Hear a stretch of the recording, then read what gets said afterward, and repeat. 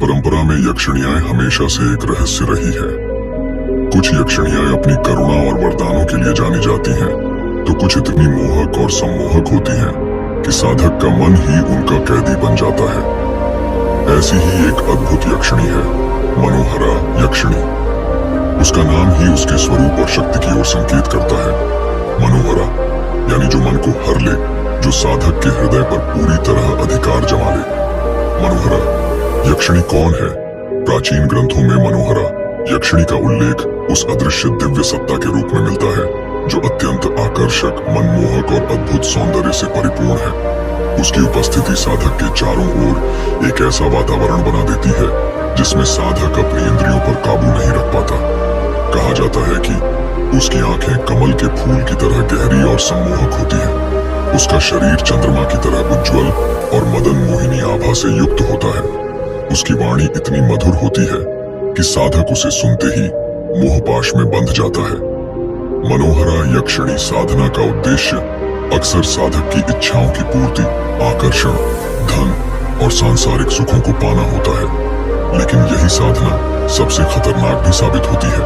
अगर किसी साधक को मनोहरा यक्षिणी प्रसन्न हो जाए तो वह उसे अनेक वरदान देती है।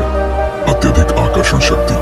साधक का व्यक्तित्व इतना मनमोहक हो जाता है कि लोग उसकी ओर खींचने लगते हैं। धन और ऐश्वर्य। साधना से भौतिक सुख, ऐश्वर्य और वैभव की प्राप्ति होती है। मनोकामना सिद्ध। साधक की अनेक इच्छाएं यक्षिणी के माध्यम से पूर्ण हो सकती हैं। सुख संपन्न जीवन। यक्षिणी साधक को ऐसे साधन संपत्ति उपलब्ध कराती है जिससे उसका जीवन सहज और विलासपूर्ण हो जाता है। मनोहरा यक्षिणी के विषय में कहा जाता है कि वह केवल उतनी ही दयालु है जितना साधक उसका सम्मान करता है।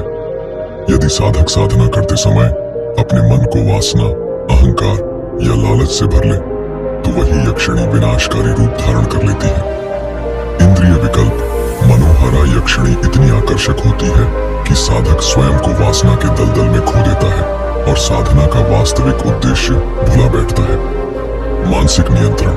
वह साधक के मन पर इतना गहरा प्रभाव डाल देती है कि साधक स्वतंत्र निर्णय लेने की क्षमता खो बैठता है। जीवन संकट। यदि साधक अनुशासन या विधि विधान का पालन न करे तो साधना उलटी पड़ सकती है और साधक पागलपन या मानसिक अस्थिरता का शिकार हो सकता है। मोहपाश से बंधन। यक्षिणी साधक को इतना मोहक अनुभव देती है कि वह जीवन भर उसी बंधन में कैद होकर रह जाता है। सांसारिक कर्तव्यों से विमुख हो जाता है। मनोहरा यक्षिणी की साधना सामान्य व्यक्ति के लिए नहीं है। साधक को अपने मन और इंद्रियों पर पूर्ण नियंत्रण होना चाहिए। गुरु के बिना इस साधना का प्रयास करना आत्मघाती सिद्ध हो सकता है।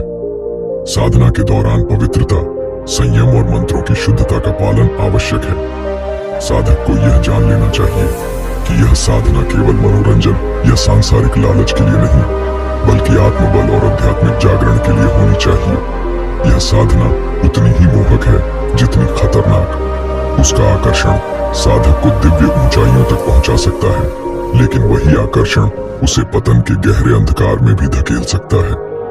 इसलिए प्राचीन तांत्रिक सदैव यही चेतावनी देते आए हैं। यक्षिणी साधनाएं केवल उसी साधक के लिए हैं जो स्वयं पर विजय पा चुका हो, न कि उसके लिए जो स्वयं अपने मन का